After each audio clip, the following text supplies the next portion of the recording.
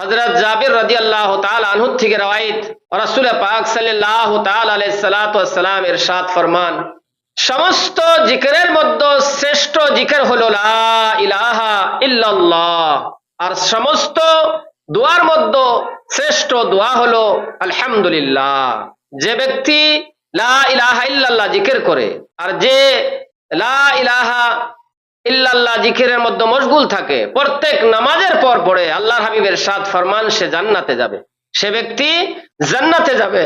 আর তার দুনিয়ার বেঁচে থাকা ये जिक्र करने वाला, ये अमल करने वाला ব্যক্তির দুনিয়ায় বেঁচে থাকা অবস্থায় আসমানি জমিনি রুহানি জিসমানি বালাত থেকে নাজাত হয়ে যাবে। আল্লাহ তাবারক ওয়া তাআলা তার সমস্ত মুশকিলগুলো আসান করে দিবেন। এমন কি তার মওতের শক্তি হবে না, এমন কি তার কবরের আযাব থেকে নাজাত পাবেন, দুনিয়ায় শান্তি পাবেন, তার দিল জিন্দা হয়ে যাবে।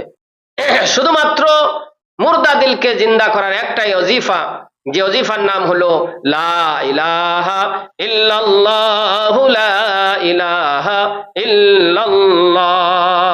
আর শ্রেষ্ঠ দোয়া হলো সুবহানাল্লাহ ওয়ালহামদুলিল্লাহ লা ইলাহা ইল্লাল্লাহ। প্রিয় নাজরিন, এই দোয়াগুলো আমরা যদি পড়তে থাকি, আল্লাহর হাবিব ইরশাদ ফরমান, যে ব্যক্তি সুবহানাল্লাহি ওয়া বিহামদিহি সুবহানাল্লাহিল আলিয়্যিল আযীম এই দোয়া প্রত্যেক নামাজের পর 100 মর্তবা পড়ে, প্রত্যেক নামাজের পর আল্লাহ তাবারক ওয়া তাআলা তার দুনিয়ায় শান্তি আতা করে দিবেন, আখিরাতে এই দোয়া পড়ার কারণে আল্লাহ তাবারক ওয়া তাআলা এই দোয়াগুলো নাজাতের জরিয়া বানিয়ে দিবেন।